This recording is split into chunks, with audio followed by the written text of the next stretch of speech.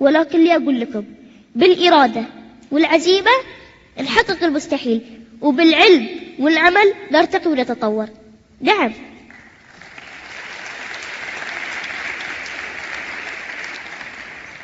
نعم، نجحت في إثبات نفسي، تعلمت الصبر، الشجاعة، الثقة، التفاؤل، الإيجابية، احترام اختلاف الغير وتقبله.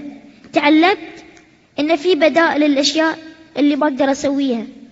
تعلمت التعايش مع إعاقتي برضا وحب وسلام، وأطور قدراتي وأنمي مهاراتي.